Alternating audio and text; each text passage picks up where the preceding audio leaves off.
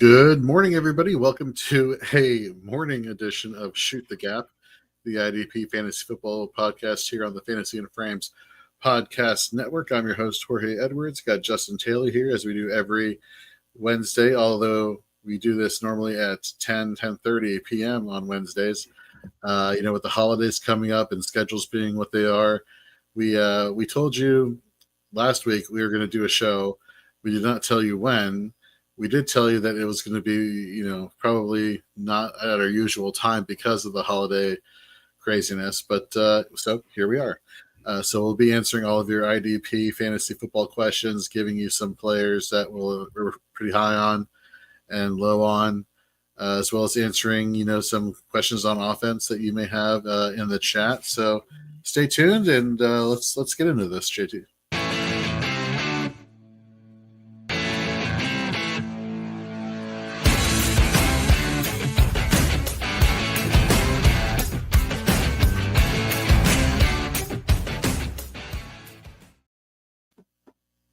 JT, let me ask you, how crazy is it for you right now? Well, so at my barbecue restaurant, we sell turkeys. We smoke turkeys for everyone for Thanksgiving morning. So the couple days before Thanksgiving, it's getting all the turkeys in, thawing them out. Then we got to brine them. Then we got to clean them off. Then we got to rub them down with all the seasoning and everything like that, and then we'll throw on the turkeys tonight. So that's why we're going in the morning, which I appreciate. Usually I'm a night guy. I'd prefer to do shows at night, but we're going in the morning because I'm going to be at the restaurant the rest of the day putting turkeys together and trying to have them all ready. And then I get up early after we smoke them all night, get up early Thanksgiving morning, and everyone heads into the restaurant. We're closed for the day, but we're open just in the morning for everybody to come pick up their turkey for Thanksgiving. So I'll be up there handing those out and have a football on in the morning. So it's always kind of a little bit of a crazy Thanksgiving tradition we do at Project 47 Smokehouse in Central Illinois. Definitely, folks, go over and check out JT's restaurant if you're in the area. If not, make plans to go to his restaurant because it's everything I've heard about it is just utterly fantastic. Appreciate that. He's even like a connoisseur when it comes to like mixed drinks and stuff. We've had conversations about different brands of alcohol. If that's your gig, definitely check out him and reach out to him. But yeah, so again, impromptu this morning. Drew Amar, who's on Fourth and Frames later on tonight. He'll be at the appropriate time, unlike JT and I, who are going off script a little bit for today's show. He's in the chat saying, "This is a nice morning, afternoon surprise. Happy Thanksgiving to you, both of you guys and your families." Same to you, Drew. Thank you very much. Absolutely. And to everybody tuning in on YouTube and on X, we really appreciate it. If you wouldn't mind dropping a like or a subscribe on whatever social media platform you're watching this on, we would definitely appreciate that. JT, let's try and stay to the script as we normally have it, the layout. But I guarantee you that's not going to last too long. So let's try to get into some IDP news and notes real quick.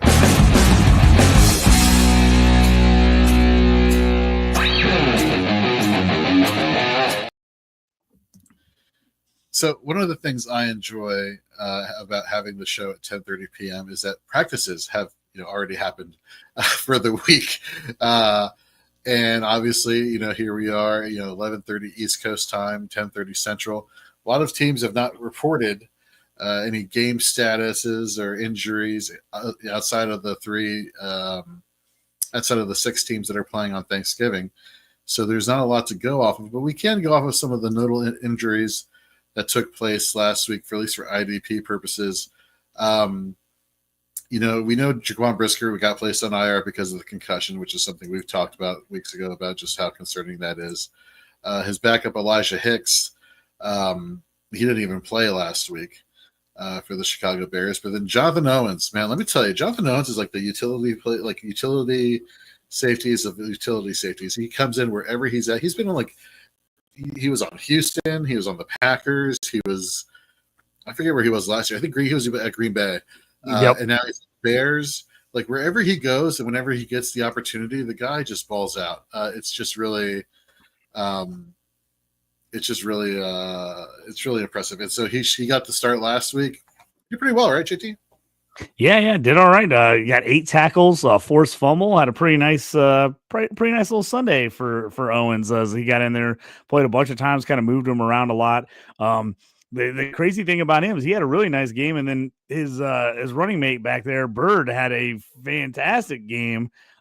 He ended up with Kevin Beard did 13 tackles, 11 solo, 2 assists for a guy that technically is playing some deep safety, also playing a little bit in the boxes. They kind of mix it up. But yeah, 13 tackles out of your safety is pretty solid work. Yeah, I'll take that every week. We got George C in the chat. Welcome back, George. Chargers or Bills defense this week. He dropped the Chargers for Buffalo, and he's banking on Purdy being out, but Buffalo has done everything well in tough matchups. Let me check something out here. That's a Sunday night game at home against the Niners. I kind of like the Bills there. That seems like it's going to be a cold game. Niners got to go across the country. Purdy, if he's got a shoulder hurting, being out there in the cold in Buffalo ain't going to make it feel much better. So I definitely am probably taking the Bills. The Chargers have been really nice on defense. They got an early game there at the Falcons. So I don't think that's a terrible matchup either, to be honest with you. But I'm probably going the Bills with all the injuries and everything that's happened with the Niners. Bills at home in a night game. I think I'm going Bills defense. Yeah, I think I'm right there with you. Although I do want to say, as far as the Chargers are concerned, the Falcons are not, they are a the offense is definitely they are not the Ravens.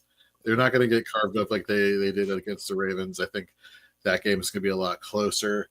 After the Falcons were awesome on offense early in the year, they've definitely tailed off a bit.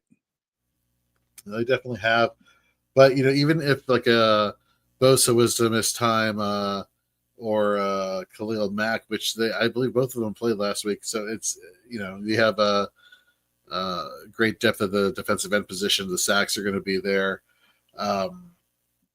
But I'm with you. The 49ers, they seem to be on the precipice of a downward spiral, and it's in Buffalo. And if Purdy's not going to play, then this is going to go downhill really fast for the 49ers. So, yeah, I think we're in agreement there for Buffalo. And 2 things to think about. Bills coming off a bye week.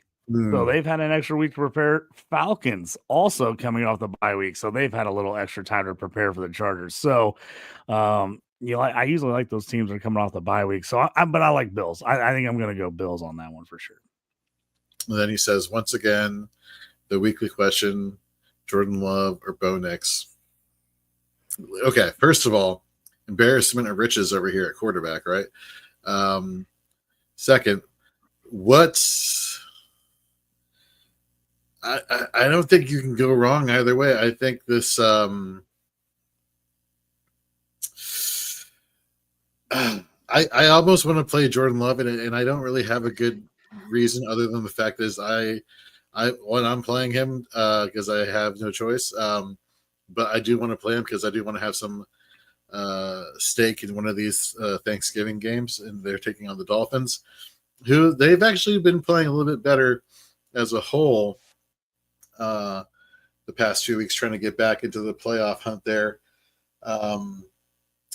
We pull up one little piece of information before I completely. I tell you, looking that info up, I'm the same way as you. I don't know if I have a really good reason to pick Love over Nix, but I kind of like Love this week. Between these Denver, two, So, all right, let's go here. He said, "Oh, hold on, let's follow up here." He said, "Okay, my dog is now going crazy. Sorry for that." Can you read what I just put on screen there, JT? Yeah. So George jumped on here.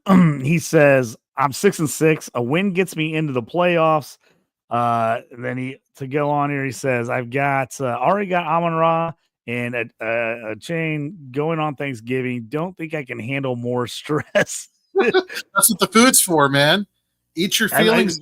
I was say you eat enough turkey, you might just sleep through the night game and not even realize. And you wake up and you're happy that a chain goes off for 120 and Love throws three TDs. You know, you never know. So I can see you wanting to wait on Knicks. I have no problem with that. I'm typically one of those guys I kind of like to wait and see and have the later games that I can. But you also can get that huge lead early and get your opponent worried about you taking a monster lead on Thanksgiving. Absolutely. Hold on, before we get to Sean, Clip Next was first on the YouTube, so let's get to him first. Sean, I apologize. We will get to your question real quick.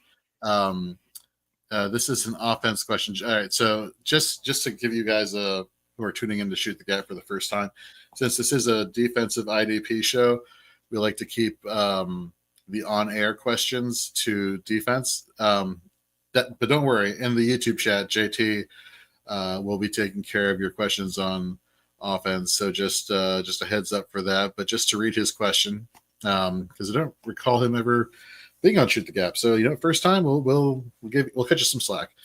He says, "Hi, I'm 10-2, but I need a wide receiver 2. My wide receivers are Chase and Darnell Mooney. Would you trade Isaiah Pacheco, Gus Edwards, and Darnell Mooney for Scary Terry?" I would. Yes, I would love to get Scary Terry on my roster next to Jamar Chase. What about you? Yeah, actually, you saved me. I was just getting ready to type out that exact answer. So yes, I'm absolutely making that move. I like Mooney. He's a little banged up. He's had a good season so far. Pacheco, I've got him in quite a few leagues that I'm actually going to miss the playoffs. So I've been looking to trade him. So he's been a guy that's been on my trade bait. I've been kind of him hauling back and forth with a bunch of guys in my league. I like that move. I think Edwards could be in trouble. I think they're going to go running back in the draft. McLaren, he's been real nice this year. I got him in a lot of places. If Mooney wasn't banged up and the offense not looking as good lately, I might delay here. But if you got all right running backs and you're not like just sitting here waiting on Pacheco, which it says you're 10-2, so you must be good at running back already. I make that move. I get McLaren. I like that trade. All right, let's get back to Sean here on Facebook. Welcome, Sean. Need to pick 2 to play Wagner. Is he talking about Pat Jones, or is there a different Jones that I'm just not off the top of my head remembering? Ernest Jones? Ooh, yeah, duh. Okay, see, it's early for me too, folks. Well, and this depends on because all the rest of these guys are DNs, but if it's a sleeper league, this is all DL/linebackers. All these guys would qualify for. So I'm guessing that's Ernest Jones. Yeah, Bobby Wagner, Ernest Jones, TJ Watt, and Micah Parsons. Gotcha. So yeah, definitely the latter 2 are dual eligible. So we say this, all the time in fantasy football, whether you're playing on offense or you're playing on defenses. What are your scoring settings? That's the most important thing that you look into every single time you start a league or join a league or whatnot. If you're getting like 5 or 6 points or like a high value number of points for like a big play, like an interception or a sack, forced fumble, sack fumble. Yeah, all those special plays outside of the tackles, then I would definitely play Parsons. You would have a hard time convincing me to sit TJ Watt, even though he has been on kind of a downward spiral. Yeah. He just hasn't done anything like he hasn't done a lot, but he has owned the Bengals in the past. When he has been healthy, he is absolutely. I mean, I don't know if people remember. Was it the first game last year or 2 years ago? It was like the season opener, and they played at the Bengals coming off the Super. I think it was 2 years ago, and he absolutely won the game by himself. He literally willed the Steelers to a win. He's owned the Bengals in the past. It'd be hard for me to sit him, even though it's Ernest. If you're talking about Ernest Jones has been on fire. I talk about him a little bit in my Plays and Phase IDP article this week. So if you get a chance, that'll come out, I think, later today, right, Jorge? My Plays and Phase IDP. Actually, we have basically all of our articles that we normally wait for like later in the week to publish because we're waiting for the final injury report designations. They're all coming out today. So if you head to fantasyandframes.com, we got the Fantasy Football Laboratory article where Colby Conway, that you may have recognized from here as well as from Fantasy Alarm, he goes over some players that he's deep dived to research looking into like which ones are going to be winners for you going forward. Spoiler alert: he may or may not mention Tony Pollard. We got the plays and fades articles from Rhett Manuel. We got the IDP plays and fades from our very own JT. So we got all of our articles coming out today. They should be out by 4 p.m. Eastern over at fantasyinframes.com, as well as our initial rankings. We should have there by tonight. And don't forget, tonight we do have Fourth and Frames, which will be our weekly show that gets you ready for every single matchup going forward. So to answer, Sean, your question that I keep dancing around, if you have 5 or 6 points per sack, I would play Wagner and Parsons personally. Although JT made the argument that having Parsons or Watt is kind of interchangeable. If it's not like that, though, then I would go Wagner, Ernest Jones, to answer your question. Let's see here. Craig is in the chat. Look, they're all not first-round picks. Okay. Have you ever seen The Other Guys, JT, the movie? Yeah, we talked about this because I had seen it a couple times, but I hadn't watched it a bunch of times, and then I went back and rewatched it, and I made my girlfriend watch it with me, and she was like, "Oh, this is ridiculous." And I knew she was gonna. She's one of those. Sometimes she loves those movies, but it's like she knows she shouldn't be laughing at it, but then I catch her laughing at stuff she thinks is inappropriate, and when he says that about it, he's like, "Yeah, they're not all." She was like trying to hold it in, like dying laugh. It was so funny. So yeah, that was a great call. I love that reference. First of all, Eva Mendes is definitely a first round pick. So Will Ferrell, you got it wrong, aka Gator. Great reference there, Craig. I got a couple of questions on offense. Do we have a question? I guess we can call this a defensive question. Obviously, it's the defensive questions. This is a next week question. So not for week 13, but week 14. Do or die to make the playoffs. Stafford versus the Bills, Carr versus the Giants, or Cousins versus the Vikings? 6 point, I'm assuming, per touchdown league. No Daniels next week. Waivers is very thin. It is. You got the Cousins' revenge game against the Vikings, right? I mean, he's got to play out of his mind that game, doesn't he? Yeah. I don't trust Stafford versus the Bills. I think you may see a repeat of what you saw versus the Eagles, to be honest with you, in terms of the quality of defense that they'll be playing, the Rams, that is. Carr versus the Giants, nothing scares me on the New York Giants, nor should scare many people, aka Cowboys fans should be happy tomorrow. So I think I would go Cousins versus the Vikings. That's going to be a fun game narrative wise.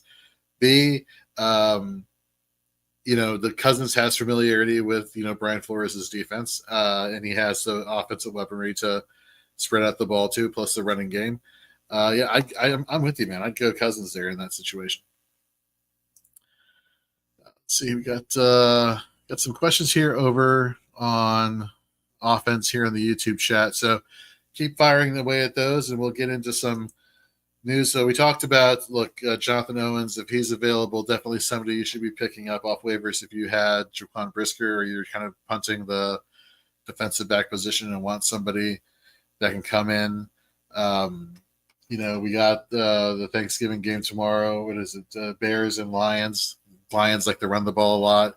Jaquan Brisker was playing a lot in the box, aka close to the line of scrimmage. So was Kevin Byard, but they both walked away this past week with productivity. So again, if you're really hurting at defensive back and you don't have Kevin Byard, then I would definitely go and get Jonathan Owens, and I think it can pay dividends for you tomorrow on Thanksgiving. Keeping it going, Anthony Walker was ruled out in the second quarter versus the Patriots last week with a hamstring injury, and kind of jumping all around here, JT. As I told you, we would get off the rails really quickly when it came to having our script here. Who's a linebacker that you're actually pretty high on for Miami this week, if not Anthony Walker? Yeah, actually, I think when Walker went out, we kind of had talked about. Excuse me. Sorry about that. Late night and getting up early. We kind of talked about, a little surprised that they had signed Dowdle, and that Dowdle wasn't wasn't in the lineup at all. Well, he sat the first week he was there. Then we saw the injury. Then we saw Tyrell Dowdle. Dodson. I'm looking at Dowdle in the chat. I'm doing too many things at once. Tyrell Dodson. Sorry about that. He came in and he basically played. Took over when Walker was out and played. He played 70% of a snap share for the game. He ended up with 5 tackles, a pick, and a pass defended, 11.8 points in Fantasy Pro scoring. I think he's going to be a play this week. I actually like Dodson. I have a feeling with everything that's going on in a short week, Walker is not going to be available for this one. I think Dodson's going to be a play. I'm in on him this week for Miami. So I know last week you were in your Plays and Fades article, you were really high on Chop Robinson, and Chop Robinson for the Dolphins has really turned it up lately. Do you think that trend continues this week on Thanksgiving going against Green Bay Packers? I want to go and pull up while you're thinking about that, the metrics here for Green Bay. These tackles, they don't give up a lot of pressures, but again, short week. Does that sway you in any situation? Like, let's see here. Zach Tom has only allowed since week 9 6 pressures, no sacks. Rasheed Walker only 3 pressures, no sacks. Is this maybe a fade week for Chop Robinson? Like, are we getting off the bandwagon here just for this week? I definitely loved him last week, and so we were last second up against the clock trying to make a trade here in the chat. So I was trying to help J2. Let's get to this question. I'm kind of curious. Yeah, it was an offensive trade. He said he had a trade deadline at 11 Central Time, so he was like trying to make a move here quick and get a trade in. He was trying to upgrade a wide receiver. He had McBride and Bowers, was trying to decide what running backs and guys to make. I think he's got a deal made, Trey McBride and Dowdle for Mike Evans. In a league. This is a redraft league, and everybody's like, "Oh, why would you trade McBride?" He's like, "I do have Brock Bowers too," so that is nice for him. He's got Bowers as well. So I'm like, "Oh yeah," and I was like, "I wouldn't make that trade in Dynasty, but redraft, I was like, I don't mind it at all." So I think he's got a move. So sorry, I'm focused back in now. I was trying to help him real quick before I didn't want to leave him hanging where he's like, "What should I do?" and then not get the trade in. So sorry. I'm back in, locked in on IDP there, Jorge. Hit me with it. I see the chat blowing up with offensive questions, or questions on offense, I should say, not offensive questions. But yeah, no, that definitely takes precedence. And J2, that is the fact that you were able to get McBride and Bowers. That was pretty awesome come your draft time earlier in August. But to go back to Chop Robinson this week, has a tougher matchup against Green Bay. Are we kind of jumping off the train just for a little bit, or just not? He's been hot. I like what he's been doing. I really liked him last week. He was my sack lunch guy. I just thought he was going to get home. He ended up having a really nice game, got a sack and a half, a really solid effort. This is a much tougher matchup against Green Bay this week. So he's not a clear-cut play for me like he was last week. I just thought he was worth taking the risk, even though his snap share was low. Typically, we'll tell you on the show, as most people will tell you that play IDP, you don't want to be playing guys that are playing like less than 50% of snap share almost ever. It's you're really playing with fire. But I thought with the metrics he'd been putting out, he was worth it because I thought he could get home even with a low snap share. He did a sack and a half last week. This one, I'm going to temper expectations. If you've been riding the hot hand with him, I have no problem playing him because he's got, I think, 3.5 sacks in his last 4 games. So he's been solid. So, and he's a rookie. So you got to remember, he's getting better as he's learning the game more. He's learning more of the NFL style. This is definitely a tougher matchup here at Green Bay at night, Thanksgiving. If I have better plays, I'm probably playing him this week, but I wouldn't fault you whatsoever if you're like, hey, let's ride the hot hand. Let's play him again, see what we can do. I will say, with no teams on a bye this week, it may be, we're all so stuck on bye week fill-in mentality that absolutely we have Trey Hendrickson on our bench. Why, he's playing this week, or hey, we have, insert, elite pass rusher that we. I agree 100% with you. I think that's the thing to think about this week too. And I said that in my Plays and Phase article, like, hey guys, we got to sometimes maybe we got to get out of that, oh, who can I throw in mindset, because we actually do have a full lineup. It's like the first game of the year, we got all our studs back, everybody's playing. So well, I do like him, and I loved him last week with all the bye weeks that we had last week. This week, you might want to go back into your normal starters if you got those guys out there. So definitely something to think about. Absolutely. Now, I will say somebody who I had been recommending, and I think we both have been recommending as a streaming option. For me, he's kind of turned into not a streaming option, but somebody that I feel perfectly comfortable inserting into my linebacker spot rest of the season. Is second-year linebacker for the Chargers, Diane Henley, just playing out of his mind. Going back to week 8, where he finally started to get his mojo going, 10 tackles, and then he had 13 tackles the week after that, 14 tackles, 11 tackles, 10 tackles last week. We're using Fantasy Pros IDP scoring, which is more of like a balanced scoring setting. You're talking about 13.5, 19.8, 24.5, 13.5, and his lowest was last week, but still got you 13 points. So, I mean, if you're getting more points for, let's see, Fantasy Pros, they do 1.5 points for a tackle and 0.75 for assists. So if you're getting higher than that, then that's even better for Henley as a week in, week out starter, not just a bye week fill-in. So something to pay attention to there. But let's get into a couple of injury news and notes that we do have, or at least a practice report that we do have for the 3 games tomorrow. We already talked about Elijah Hicks and how Jonathan Owens is a good fill-in there. Just for the record, Hicks did not practice this week yet. He has not been declared anything as that information has not been released. For the next game, we got the Cowboys and the Giants. This one is kind of interesting because we have Dexter Lawrence, who's just been tearing it up this season at defensive tackle, but has been tearing it up so well that in defensive lineman-only leagues, he still is a very playable option there. And I remember last week we even had a question like, TJ Watt has been playing so poorly. Would you say, sit TJ Watt or get rid of TJ Watt? Because the person, I think he said he had a shallow bench, and he's like, oh, TJ has just been like not performing. Dexter Lawrence has. And we went back and we looked at the pass metrics and the win rate metrics, and the productivity ultimately, because efficiency can only get you so far. You actually have to produce with your efficiency on the field.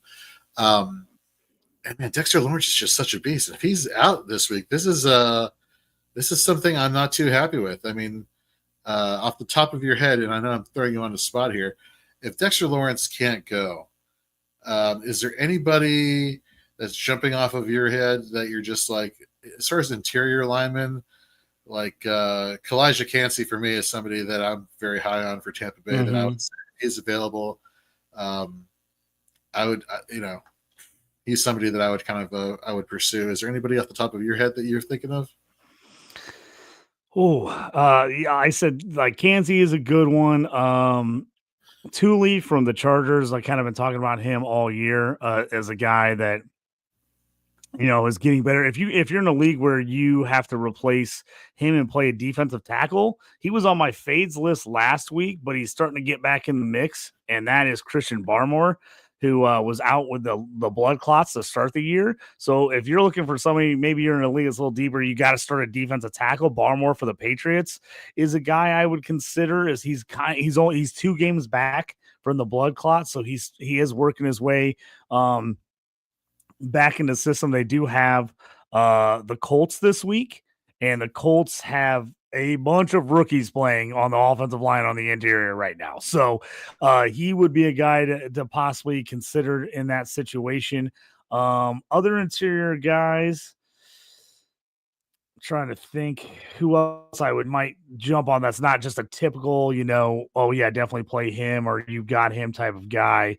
If you're in like a redraft league, Liatu Latu for the Colts is a guy that's getting more and more snaps. He's got he's got sacks in back-to-back games now.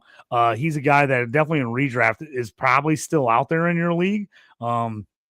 He's a guy you could probably pick up and play this week. As we've said over and over again, the Patriots O-line has really struggled. And so you've gotten some pretty good success if you've had guys going against their O-line, especially their right tackle. So he would be a decent guy to go out there and look for. Trying to think who else off the top of my head that I would like. If Highsmith, he's questionable again for the Steelers. If he does not play and you can go out there and get Nate Herberg, that's a guy to go grab. He's just been electric when he's actually got playing time this year. Had a sack fumble last week. So those are a couple guys that you could go out there and probably grab that might still be on your waiver wire. So and speaking of the Colts here, there are a couple other hidden gems here. If Latu is not available, he had been playing for the most part right defensive end. Last week he played left, and I'm assuming they're using that to kind of like help with a matchup situation, counteracting the offensive line for the Colts or for the Lions. We look at the pass rushing snaps from last week. The person on the left end, Deo Ogdenebo. Is that how you pronounce his last name? I always get his name wrong.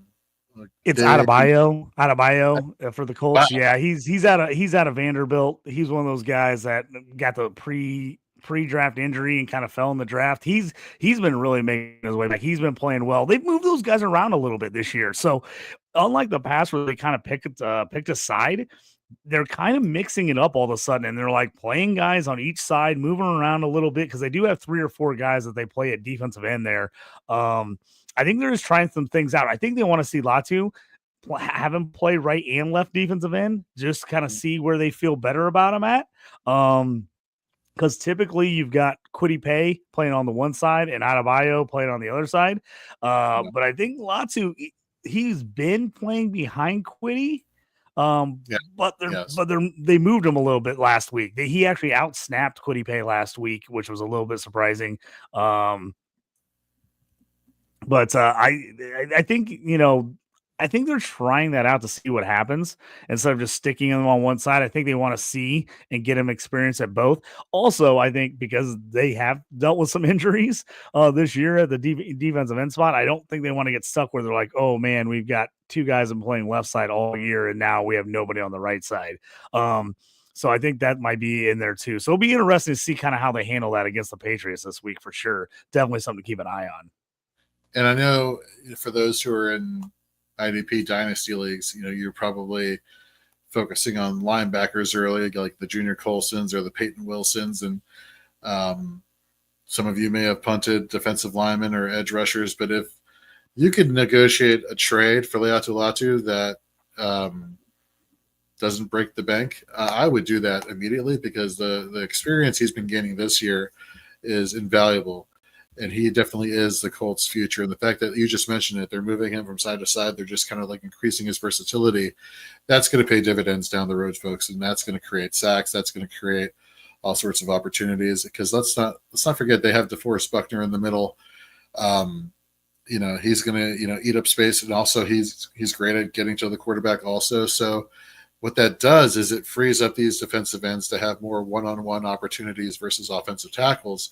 And Latu is getting better each week when given the opportunity with win rate, which means he's able to beat his blockers and get to apply pressure in the form of either like a quarterback hit or hurry or even a sack going forward. So somebody definitely to the target in your IDP Dynasty leagues going forward. Let's keep going with some injury news with this game. Tyler Nubin, he had limited practice this week. I love Tyler Nubin. This guy is fantastic. I need to pull up where he finished last week. It was pretty high. He had 12 tackles last week. He's like one of the only guys on the Giants I'm like absolutely rolling out every week. I love Tyler Nubin right now. I've got him on my taxi squad on a few teams, and I'm thinking about busting him off the taxi squad early and start getting him in the lineup because he's been looking really good. He was my safety 1 coming out in this draft class. I really liked him. I know some people banged him on the metrics because he wasn't super fast. He wasn't super big. It was like he's one of those guys you're like, you looked at the combine, you're like, yeah, those are very average numbers. But then you watch the tape and you're like, well, this guy just freaking knows how to play football. He's just a guy that's all over the field. I love Newman. I didn't knock him because of the metrics, but that's also because I've seen guys with crazy off the chart metrics, and then they never can figure out how to actually play football. So Newman, I think, was a great pick. If he's sitting out there in your league, which there's a good chance he is, that he's a rookie people kind of forgot about, you can go out there and grab him. And they're moving him around everywhere. They're letting him play box, they're letting him play deep. They're letting him kind of play all over the field, which if I an IDP, that's what I love for a DB. That means he's going to give me chances at a sack. He's going to give me chances at interceptions, forced fumbles, tackles. He's going to give me a chance to make those impact plays. Yeah, and what really is really awesome about him, speaking of what you were just talking about, starts moving him all over the field. Last week, for example, he played 29.2% of snaps at deep safety, so he has the ability to make plays in coverage. He played in the slot 16.9%, which against slot cornerbacks, they're becoming more and more like the cheat code, so to speak, at the defensive back position, because a lot of teams, they're not throwing it deep all the time. Obviously, the cornerbacks have gotten better in the league over the past few years, so they're going to these short to intermediate routes, which can only help slot wide receivers. But where we want our safeties to play for IDP purposes are closer to the line of scrimmage, so they can either blitz or assist in run defense, run support. And last week, Tyler Newman was playing 50.8% in the box, aka close to the line of scrimmage. Just a fantastic play. Somebody who I activated off of my taxi squad, and I've been starting them. And it's one of those things where you're mentioning the metrics, and that's kind of something I want to preface before we get into the off season, which we do content year round here at Fantasy and Frames, and you're going to hear a lot of people, me included, talk about combine metrics, or we're going to be talking about college performance metrics, and we're going to be talking about like efficiency, because at the end of the day, no matter where you're following us or you're following other places, at the end of the day, we just don't know what's going to happen to these players, coming out of college, going into the pros, because there is a steep learning curve. One thing that we do like to talk about, though, is combining efficiency metrics and productivity metrics with landing spot. And there's always like the talk in Dynasty, especially fantasy football, where it's like, okay, how do I assess value? And value, especially for IDP Dynasty, is landing spot and aka pathway to snaps and opportunity, as well as the productivity metrics and the efficiency metrics. He was the combination of like no Xavier McKinney. They had a need at the safety position. Not only did he have good enough metrics to warrant where he was drafted, but he landed in a great spot with the Giants that everybody knew weren't going to be that great offensively.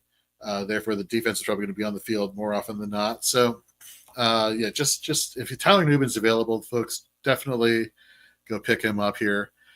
We got Chris B in the chat. What is up, Chris? First of all, Chris Battistel, I want to give a huge shout out. This was our first season doing college fantasy football content. And him and Mike Haas over on the 1 Foot Down podcast, which aired every single Monday at 9 p.m. Eastern here at the Fantasy and Frames Network. Go back, especially this past week, their final podcast of the season. Go back, listen to it on the Fantasy and Frames Podcast Network over on Apple or Spotify. Head over to our YouTube channel and watch that episode, or have it playing audio-wise in the background. These guys do a great job of just breaking down all sorts of college fantasy football information. And let's face it, folks, college fantasy football is starting to gain popularity. It is a lot of fun. I was going to say, if you are not playing college fantasy football, you are missing out. Those guys crushed it on the 1 Foot Down podcast this year. I'm in a bunch of C2C and Devy leagues. I got into a couple more just CFF, which is straight college scoring, not worried about NFL or if they're going to play in the league. Super fun league. Those guys killed it on their plays and fades and who to pick up. But it's super fun. And if you're someone like me who loves the draft, playing college is so fun because you get to see these guys in advance before everybody comes out with the draft coverage. You actually know and are familiar with a lot of these guys. So you haven't given a shot yet, jump on. You can play it on Fantrax. Look for a league. I know there's a lot of guys like Jared Palmgren who has a redshirt league, he calls it, for anybody who's never played it before. He gets you all in a league, so you're all on the same page. And then if you enjoy the league, you can stay in it and keep playing, which I did. Not this year, but last year. Played in a league of his and stay with it. That's super fun. I'm in a couple leagues with Chris on the college side. Just great times, a ton of fun. I've got a couple newbies in this year, and they love it. Like, I don't have one person that got in this year that wasn't like, oh, I don't know, I think I'm going to get out next year. Everyone were like, man, this is cool. I like it. I like it a lot. So definitely, I know we're going to get to Chris's question, but yes, we just want to shout that out. But yeah, definitely, if you haven't checked out the show, check out the show, and you haven't played college fantasy football, definitely put it on your radar for next year. Reach out to Chris on X, reach out to me at JT Orange. We'll kind of shoot you in the right direction of who to talk to about getting in the league if you're looking to try to get in for the first time. And, you know, we're in a bunch of leagues, so we could always get you in if we have an opening in one of our leagues as well. Absolutely. These guys are a great resource. They're great. They're just great at people who can get you the information to help ease you into it. And just they can sell you because it's fantastic. But anyhow, just wanted to give Chris and Mike a shout out there. To answer Chris's question, though, he said he picked up Nick Bonito today. Feel like he's a little underrated. You know what? There's somebody else who has some thoughts on Nick Bonito here. I don't want to give away any information that may or may not be in an article coming out, say, today or just in general. I will say, if you go back to from weeks 9 through 12, using Fantasy Pros IDP scoring, he is the defensive lineman 8 overall with 13 solo tackles, 4 assisted tackles, and 4 sacks, a forced fumble. So the issue with Nick Bonito has always been snap opportunity. And so they really had a situation here where they've been cycling through Jonathan Cooper, but then Cooper kind of established himself as a full-time starter. And it was really between him and Baron Browning, Nick Bonito, that is, and Baron Browning. Baron Browning, before the trade deadline, got sent to Arizona. So Bonito just has stepped in there. And I want to say, let's see here, if we go back to week 3, with the exception of week 9, he's had at least 1 sack. 10 sacks in 10 games. 10 sacks over his last 10 games is an incredible run for a guy that has been playing 50% or less of snaps. Like you said, the nice thing for Bonito too is with Browning gone, he saw almost 68% snap share last week. So that number is starting to go up for him, which is only better. The big knock on him, he usually isn't giving you a lot of other tackles or everything else right now, but you don't need it if you get a sack every week. So I think Bonito, great pickup by Chris, as Bonito is a guy who people are still like, they keep thinking he's going to stop getting sacks and he won't be worth anything. But man, he just keeps producing every week. I've got him on a couple teams and I just keep throwing him in the lineup. I will say, one of the things that is something to pay attention to is how efficiently he's able to get off of his blocks, meaning the offensive lineman stopping him from getting to the quarterback. We look back to last week's productivity, had a win rate, which is what you want to look at first and foremost, of 16.1%, which is right behind Jonathan Cooper's of 18.8%. That's fantastic. He's getting past his offensive lineman, and it helps when you have a really good counterpart on the opposite end of the defensive line to help, free you up, and so to speak, in terms of getting the one-on-one opportunities versus being double teamed, which makes things a little bit harder. And by a little bit harder, I mean a lot harder to get those pressures and get those sacks. So this defensive line for the Denver Broncos is no joke. This is definitely a team to pay attention to. And to answer your question, I think Bonito is a very underrated player who you should definitely. I would keep starting, to be honest with you. If you didn't have anybody sitting on your bench this week that may be a little bit more elite, I would feel comfortable putting in Nick Bonito into my lineup. We got to see let's see what we got going on here. He says, thanks, gents. Means a ton coming from you guys. And thank you. Thank you very much. All right, we got Vic Z over on YouTube. Dexter Lawrence, Jeffrey Simmons, Zach Seiler at defensive tackle for this week and for the long term. For me, it's Lawrence. I mean, Lawrence just is. As long as he's healthy, it's got to be him, right? Yes, 100%. Yeah, Lawrence is the man. We talked about it earlier. He's been the man. As long as he's playing, you got to play Lawrence. I'm actually pumped that Vic gave a defensive tackle question because I feel like I'm always talking about defensive tackle and I'm the only one. I play in a bunch of defensive tackle leagues, so that's why I feel like I'm the only person worried about defensive tackle ever. But those are three great guys to have, though. Simmons has been really solid. Sealer is come on big time. The last 2 or 3 weeks, he's looked really good. I've got some higher scoring leagues where he put up 21 last week, a little more advanced than the Fantasy Pro scoring as far as like how many points you get out, but he's been really good. I got right now, depending on your league scoring, I got all those guys inside the top 15.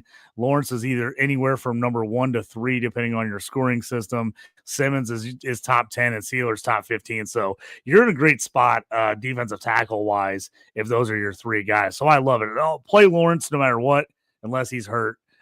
Then from there, I'm playing matchup mostly because I think Simmons and Seiler are pretty. I mean, they're neck and neck right now with the way they're playing this year.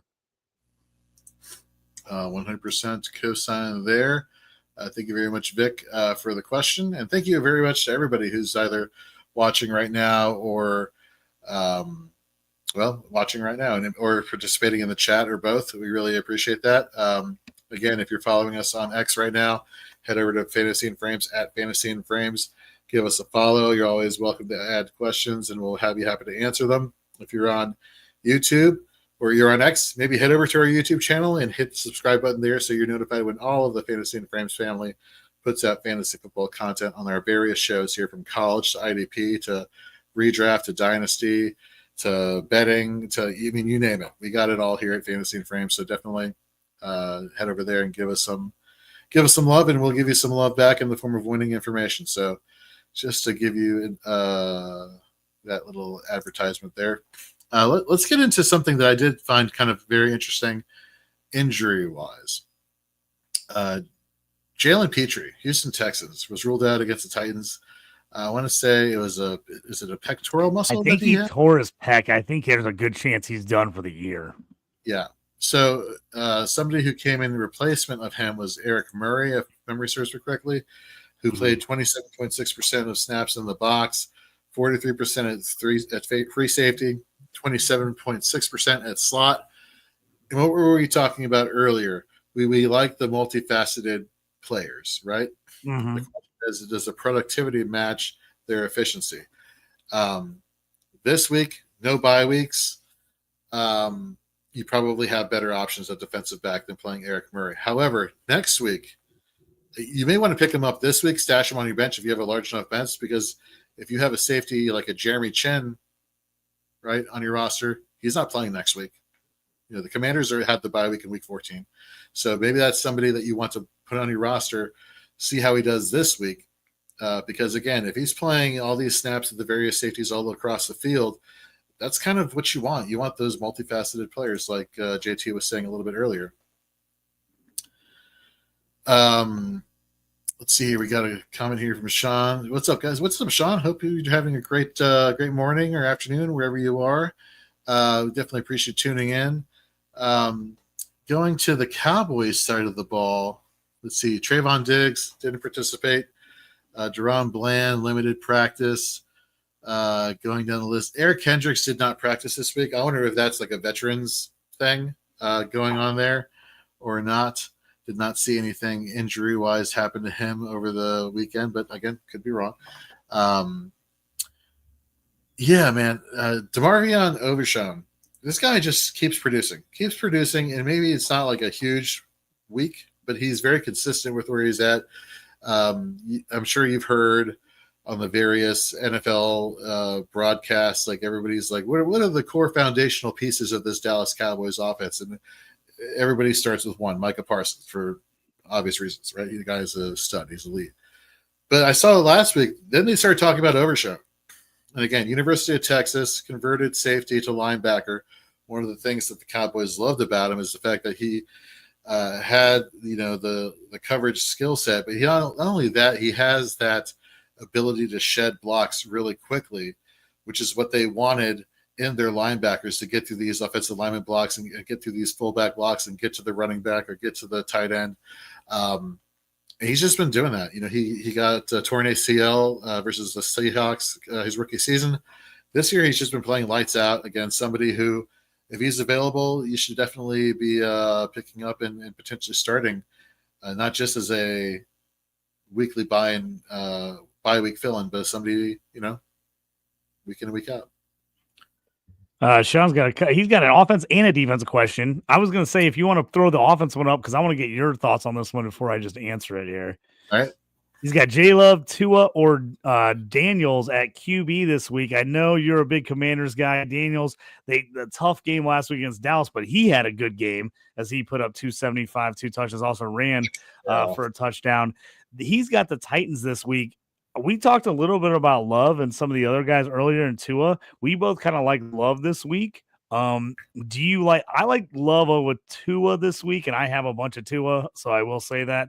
Do you like Daniels over Love this week, as he's got Tennessee at home as opposed to J Love at home against the Dolphins and Tua? Let me pull up information real quickly, and I'll give you a great answer there. Because supposedly Daniel's dealing with a little bit of a rib injury, but he looked pretty good last week for having a rib injury. Yeah, so a lot of the Commanders' passing game opportunity came within like the last 3 minutes of the game when they were doing the hurry up, and that's when you saw touchdowns. That's where you saw the 86-yard Hail Mary to Terry McLaurin, which helped pad his stats. And so if you were just looking at the stat box, you'd be like, "Oh my God, he was fantastic." Not really. And one of the things that you hear about from, the NFL, coaches in particular and analysts on TV is that he's very good at locking on to Terry McLaurin, but when the pressure's there, him being able to shift away from McLaurin has been a little bit of a difficulty for him. Going in terms of the Titans matchup this week, the Titans are 12th in allowing the most fantasy points per game, so not exactly a horrible matchup. I'm a Commanders fan, but even I can kind of say I'm having a little bit of concern with Jaden Daniels. We have Brian Robinson, who got taken out last week with an ankle injury. We got Austin Eckler, who was dealing with a concussion last week. We have right now Chris Rodriguez, and we have Jeremy McNichols as our starting running backs there. That doesn't bode well for a quarterback who should be leaning on a running game as a rookie to help balance out the offense. So I'm actually out on Daniels this week. Yes, you always have the rushing upside. Yes, I get that. But I really like this Thursday night game, the Dolphins and the Packers. So I'm still going to stick with Jordan Love here. That's why I wanted you to come in here before I just answered in the chat, because I'm kind of Love too, but I wanted to hear what your thoughts are on Daniels. I agree. I'm leaning Love, and he's also got a defensive question, which is why I let him throw in the offensive question as well, because Sean's giving us a little bit of everything here. So, well, we'll take it. That works. Crosby or Parsons this week? For me, I'm Micah Parsons. I'm playing Micah Parsons over Max Crosby. Yeah, he's just been on fire lately. He's been tearing it up. The Dallas, if the offense puts anything together like they did last week, I mean, he's going to get chances. So I like him. I'm going to him against the Giants. The Cowboys at home against the Giants on Thanksgiving. I'm playing Parsons. We know what it is. Patrick Mahomes rarely takes sacks. Max Crosby, if anybody's going to get home against Mahomes, it's going to be him. But I'm taking Parsons going against DeVito and the Giants. Yeah. To go to 100%. 100%. Vic Z back in the chat. What do you guys think of Minkah Fitzpatrick? It's been a disappointing season for him so far. Do you think he has a chance to bounce back? So one of the things with the Steelers defensive alignment I've noticed over the past few weeks has been the fact that they kind of deploy a one safety look where you have Minkah playing center field and Deshaun Elliott playing closer to the line of scrimmage. And that was really evident last week when they took on the Browns, where Minkah Fitzpatrick was playing 54.2% of his snaps at deep safety. Conversely, Deshaun Elliott playing closer to the line of scrimmage with 53.7%. So for real football, going against, for real football, having a elite defensive back playing coverage in a pass-heavy league makes sense from a real football perspective. For IDP, not so much. I'm not saying it's not possible, and he has had years for IDP purposes where he is a little bit more productive. But this year, it's been Deshaun Elliott who's been the guy who's been playing closer to the line of scrimmage and has been translating that opportunity into production. So to answer your question here, those are my thoughts on him. Do you think he has a chance to bounce back? I wouldn't start him. I wouldn't start him either. And I love Minkah. I'm a huge Steelers fan, a huge Mink fan. The problem is, and it's not really a problem if you're the Steelers, but Deshaun Elliott's been so good. And in the past, they've moved Minkah around and done a bunch of different things with him. With Elliott being as good as he's played this year, they're just saying, hey, Minkah, play on the backside. Don't let us get burnt. Like, that's what they're doing with him. It's worked for NFL, like real football wise. It's not been great for IDP is the problem. I know people are busting on Minkah, but he's not having a bad year. It's not like he's playing bad. He's just not getting a lot of stats because everybody in front of him is playing great. And we've seen in years past, everyone's been hurt and he's had to do everything. So we've had those huge years where Minkah's making sacks and getting picks and takeaways and doing everything because he's been playing all like a wild man all over the field. Well, he doesn't have to do that this year. They are so much better in front of him than they have been in the last couple of years. And so now he just is playing back and making sure that they don't give up huge plays. And that's really what they're asking him to do. Like, just make sure we don't get burnt. Make sure we don't give up anything huge. If we do give up something, make sure you bring the guy down. And that's what he's been doing. He just makes sure he gets the guy pushed out of bounds. He makes the tackle, but they're not asking him to do very much crazy stuff. Like in the past, they would blitz him. They would play him like in zone on the edge. They would move him all around. He is literally playing deep safety this year. Like, that's it. Like, that's almost all they're doing. And so I looked up his stats to see where he'd been out scoring wise this year, and it's not pretty. He currently is DB. Let me pull this up. Sorry. I think he's DB 64. He's averaging just 7.9 points per game in Fantasy Pro scoring, where Elliott is currently top 10 in DB scoring. So if that tells you anything, they're just on the opposite ends. Elliott is he's not the name that Fitzpatrick is, but he's playing much, much better this year as far as IDP purposes are. Absolutely. Going through the last game for tomorrow, Packers and Dolphins. So last week, Edgerrin Cooper was out, and it had been the Eric Wilson show for the past few weeks. We actually saw Isaiah McDuffie take a huge jump in snap percentage last week.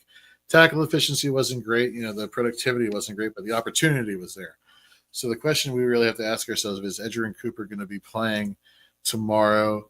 According to the injury report, he has not participated in practice this week, but there are a lot of players who have not participated. Isaiah McDuffie. So I would pay attention to this situation here if you're hurting at the linebacker position. If Edgerrin Cooper's starting, I'm starting Edgerrin Cooper. If he's not, I'm not taking a chance on a backup linebacker.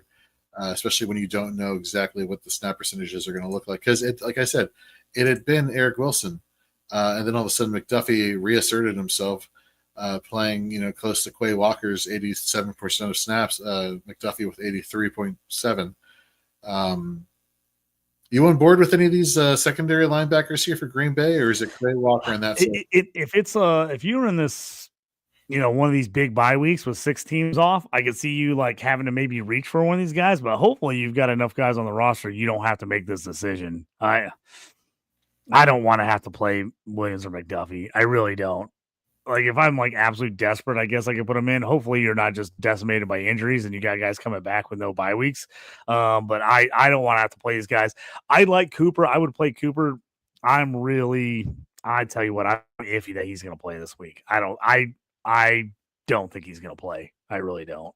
On a short week with Thanksgiving night game, I don't think he plays. And if he plays, I'd be surprised if he gets a full allotment of snaps.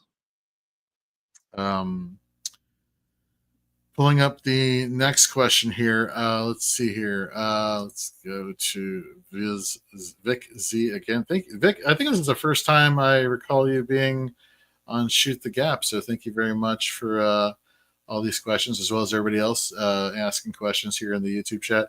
He says he needs help at safety. Should I go with Jimmy Ward or Chuck Clark? So Chuck Clark last week, obviously week 11, not week 12. They had the bye week, the Jets, that is. Playing close to 100% of snaps with 98.6, was playing in the box 42% of the time, 44.9% at deep safety. He had missed the past 4 games, being off of injury reserved. Man.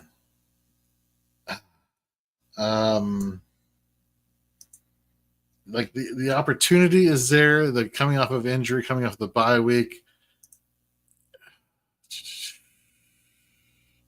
What are your thoughts here, JT? I have to pull up this was a toughie. I know. I'm looking at it too because I was like, oh man, because I know he's been out, so I was like trying to look and see what he's done. Yeah. Oh, that's a tough one. I would not. I think I would take. To be honest with you, I think I would take him because I'm looking at Jimmy Ward's usage this past week, and again, usage and metrics, efficiency metrics, all courtesy of PFF. John Macri does a great job over there, so definitely, if you're not already, give him a follow. He really is one of the legends in the field and stat tracking and whatnot, and so he, I don't think he gets his due as much as it should in the fantasy football world. So shout out to them for helping us provide this information to y'all, so we can give you the best information possible. But going back to Jimmy Ward, he only played 18.9% of snaps in the box and played 64.9% at slot corner. That doesn't scream to me IDP value, because, and this is going to sound like Booger McFarland level of analysis here, so prepare yourself. If you want to make a tackle on the ball, you got to be close to the ball on the field. Right? So when you're playing farther away from the line of scrimmage or a ball carrier, it doesn't really do well as opposed to playing closer to the line of scrimmage, closer to the ball and ball carrier. So I would go Chuck Clark just based off of the opportunity. Yeah. Is there like maybe a Jordan Poyer or a Gilman from the Chargers or something like that kind of hanging around there? You can maybe go grab. The biggest problem, and I know why you're saying Jimmy Ward, and I was looking it up. I was like, why is he looking at Jimmy Ward? Jimmy Ward had an interception return for a touchdown last week, but he almost had more points last week than he's had all year combined. Right. Like, he had one monster game last week, which is really helping Jimmy Ward's stat total. So if you're looking through and going like, oh, who's got points? That's why Jimmy Ward has a lot of points. He had an interception and an interception return for a touchdown. He also had 6 tackles last week, which was by far, I think he had one other game that he had even close to 6 tackles. So he had a nice game last week, but it's not been consistent for him. So, I mean, I think if you go with Ward, you're really taking a chance on you're going to need him to get an interception, do something, or you're going to get a pretty low output. He's typically like a 2-3 tackle a game guy if he doesn't get some kind of takeaway. And let me, I'm painting this rosy picture of Chuck Clark. He hasn't exactly been tearing it up for IDP versus. Yeah, that's why I was trying to decide if I was like, is there anyone else that might be lingering out there that somebody doesn't have? It just depends on the league you're in. Like, I'm in a couple leagues that are pretty deep, and it's tough. Like, once you start getting into the year, safeties, linebackers, a lot of the main guys are all gone, and there's not usually a whole lot of starters out there available. So that's why I was trying to decide if there was anybody else that maybe even like a Javon Bullard, who's kind of played slot corner for the Packers, if he's possibly out there for you, would be a possibly decent pickup. I was trying to think who else might not be like a huge name that might be sitting on your waiver wire. That'd be look up. Also, I was the two safeties for Tennessee are maybe not a bad pickup. They have not been great this year, but there's a bunch of injuries in Tennessee. There's a chance there's going to be some guys having to fill in there as well. So that might be someone you might be able to find and hanging out there on the waiver wire. I think Mike Brown and someone else's. I think Monty Hooker might be hurt. I need to look that up before I just say stuff off the top of my head.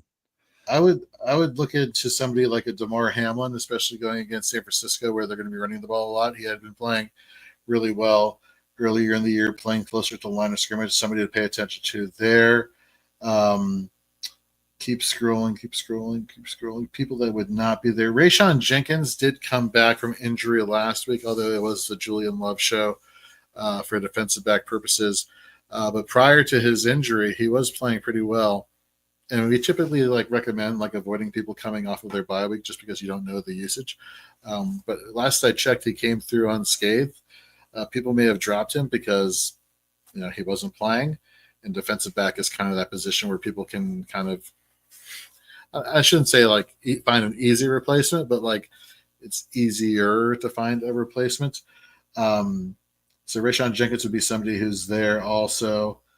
And even though he's playing more snaps in coverage, I wouldn't rule out Quentin Lake as a desperate pull there, but definitely somebody to pay attention to.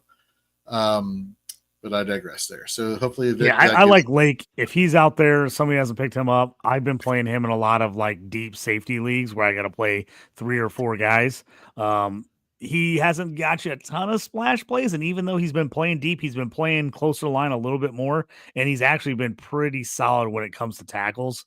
So tackle numbers have been pretty good for him. So he would be a decent guy to pick up that has he's not going to give you that, like Jimmy Ward had that monster interception return for a touchdown in a huge 30-point game, but he's got a nice floor where he'll get you. He's going to score you something. He's going to get you 5 to 10 points. All right, let's couple offensive questions I answered in the chat there, just in case you're trying to check up where we're at.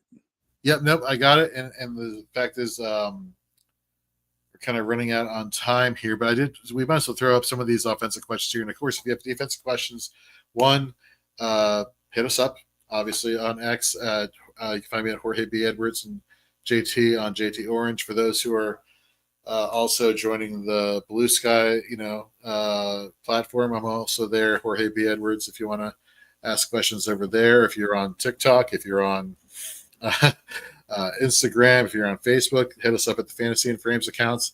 We'll answer your questions there, as well as this afternoon, 4 p.m. Eastern, IDP Plays and Fades, weekly offensive plays and fades in the Fantasy Football Laboratory with Colby Conway.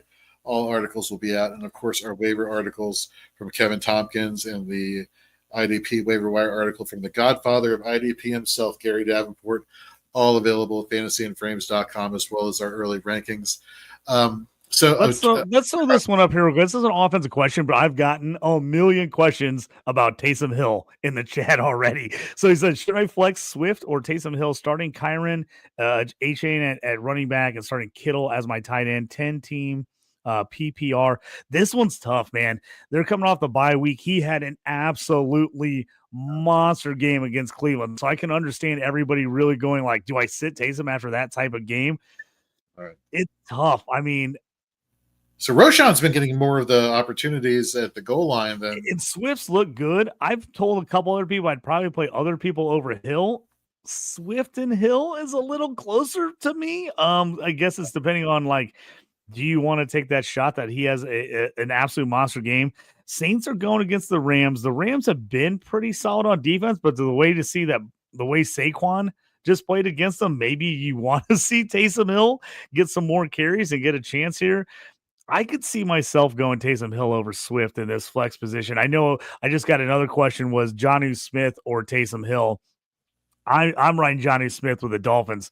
Tua's been finding him lately. He's been great. I can't sit him at all. I'm so mad because I had him in Scott Fishbowl, and I had 4 different guys I could have played it. I would have moved on in the playoffs. I missed second round of the playoffs by 1.67 points. 35 people is what I missed to go Scott Fishbowl next round. And literally, I had 4 different guys. I could have played Pittman over Downs, 10 points different. I could have played Aubrey over Matt Gay, 17 points difference. I could have played Pat Fryermuth over Goddard, was a 13-point difference. Literally, all I had to do was play one guy different, and I move on to the playoffs, and I blew it. So, yeah, dude, my Scott Fishbowl team was foobarred from the beginning. It was not the greatest year. Hopefully next year I take it in high gear. But like 6 people from Fantasy and Frames advanced to Scott Fishbowl in the playoffs, and I believe they've advanced to round 2. So congrats to them. So yeah, I'm with you. I could make the argument of Taysom Hill over Swift this week. So Arturo here in the chat is asking, the trade deadline coming up soon. Should I trade Justin Jefferson? And my first question was, for who? And so he says he wants Jamar Chase, but the Chase owner wants Justin Jefferson and Jackson Smith and Jigba. Where would you go with this, JT? I'll tell you what I would do. You lead it off. I want to hear your thoughts first. As a Jamar Chase manager, I try to get him in every single league I could possibly get him in. And at this point, I would make the trade. I want Jamar Chase. I want that quarterback Burrow Chase combo.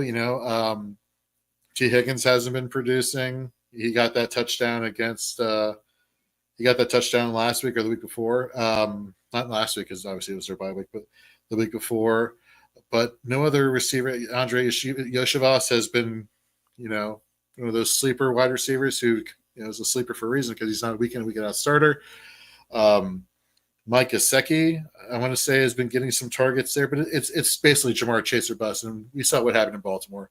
No, you're not going to get a 45-point performance in PPR every single week, but you are going to get tremendous productivity. Justin Jefferson, elite, right? But if you want to go with the hot hand, the guy that has the potential to put up those explosive numbers each and every week, or especially during the playoffs, it's Jamar Chase for me. Yeah, I think as long as my team's deep enough that JSN isn't going to kill me, I don't mind making that trade and redraft. Archer also said he could send Bijan for Jamar. Well, that would, to me, would really depend on who my running backs are. If I can send off Bijan and be all right, I don't mind that move either in PPR. It kind of just depends on how many starting spots you have. This is another one I like to talk about. If you're in a redraft league and you're in like a start 9 league where you only start like 2 running backs, 2 wide receivers, a tight end, and like 1 flex play, I want the top guy. It's big. It's a little different if I'm in a start 11 or 12 league where I'm playing multiple flex spots and I've got to have a deeper roster. If it's a shorter starting roster, I want the top end, high end scorer. And right now that's Chase. I want Chase. That's interesting. Would you trade, not knowing the other context, or would you rather trade JJ and JSN for Chase, or would you rather send Bijan for Chase? So for fantasy playoff purposes, I would rather go, and this is me being biased, and hopefully I'm not giving away too much of my strategy here, although I think I am. I'd rather have the elite options at one position than having a mixture of balance of running back and wide receiver. So for me, I want to go with the least fragile position, quote unquote. Although some could make the case that is not the case this year. But I would go with wide receivers and strengthen my wide receiver core as best as possible. So, but again, Arturo, it goes back to, well, who are your other wide receivers that you have? And who are your other running backs? Because, a starting wide receiver room of, if you're going 2 wideouts starting in a flex and you're going Jamar, JJ, and JSN, that's a pretty nice looking wide receiver, flex spot there. It's really nice. And if you've got reasonable running backs, say you've got a David Montgomery and like a JT, or like a, even a Montgomery and A-Chain or something like that, then I'm like, okay, it wouldn't kill me to give up Bijan to have the elite wide receivers with a chance to blow up in the playoffs. So you definitely could go either way on that. Just kind of depends on what your other options are at running back and wide receiver. But I actually don't mind either one of those trades. To me, it just depends on my other guys on which one I would pull the trigger on first. All right. He says he's got Saquon, Bijan, JJ, JSN, Judy. That's the problem. He's got no depth. Okay, if you have no depth, then that changes my narrative. Then I want to hold on to as many pieces as I can, which I would take the JSN, JJ side and not worry about Jamar Chase because depth is key. Injuries can happen just like that. You just never know when that's going to happen. Yeah, I love Chase, but man, that is tough. If that's like your best group, if Judy's in your best group, then I'm like, oh, that hurts. You're who you're gonna have to start, especially if you give up JSN and JJ. If you could talk him into JJ and Judy over JSN for Chase, I would do that deal. I would do JJ and Judy. I'd hate to give up JSN right now if Judy's my would be my second best wide receiver. That would hurt me a little bit. That's tough. Okay. Well, that's going to do us here for Shoot to Gap today. First of all, I know this is a very impromptu episode. We kind of put it together at the last minute, but we wanted to make sure we got in some IDP content for you as you all head into Thanksgiving and the rest of week 13. And before we head on out, don't forget to head over to fantasyandframes.com. Those articles should be posting. I want to say the Fantasy Football Laboratory article has been already posted, so head over there and read that really quickly. Great information there. And that's the thing about our articles here. We're not going to keep you reading for hours and hours and hours. It's like read, boom, boom, boom, boom, boom, boom, boom, boom, boom. Move on with your life. Set your lineups. Enjoy the rest of your day. So we're definitely respectful of your time here. So definitely check that out. But both Rhett Manuel's plays and fades, as well as JT's IDP plays and fades, should be up within the next hour. So head over to fantasyandframes.com. And again, check out our initial rankings. We have myself, we have Nate Markham, we have Drew Scott, all of us putting in our rankings there weekly, week in and week out. So before we head out of here, JT, anything you want to tell the audience? Yeah, everybody, happy Thanksgiving. A lot of football on this weekend. You gotta love it. 3 games on Thursday. Plenty of action Friday and Saturday, college and NFL, and then Sunday, Monday. You can't beat it. Football all day, every day. That's my favorite thing. It's my favorite thing about the holidays. So I'm pumped. Hopefully everybody goes out there and gets a win this week. I know a couple leagues are already in the playoffs. If you're in some of the big charity leagues, everybody else is kind of fighting for that last playoff spot. So hopefully you have a big week this week. Because if you're like me, I've got a bunch of players on bye week next week, and I need a win this week to guarantee myself getting to the playoffs in quite a few leagues. So gonna be a tense weekend trying to make sure I lock up a spot before all my guys are on bye week. Love it. So Vic's in the chat. Thank you very much. Absolutely, Vic. So again, to echo JT sentiments, for those who celebrate, have a great Thanksgiving. Be safe. Enjoy your time. JT, real quickly, sit at the table or buffet style and watch football? What's your normal routine? It depends on where I'm at. My family is a big sit at the table family, I try to sneak away and watch TV if I can. I've learned the new rule is I just put the earpiece in one and I set the phone up at the table. So I watch and I'm still talking, but I can still keep an eye on the score. So it's like kind of a little give and take. My family is real big about all of us sitting around the table and chatting it up and talking. So I just bring the phone out, set it off the side, try to keep it out of the way and be respectful, but still watch the game. That is actually pretty clutch. I'll have to try that this week. I'll try that tomorrow. But anywho, everybody enjoy the games tomorrow. Enjoy the food and everything. For those who don't celebrate, enjoy your Thursday. And enjoy the rest of your content here. Remember, 9 p.m. Eastern, 4th and Frames. Rhett, Nate, and Drew. Unfortunately, I won't be able to make it.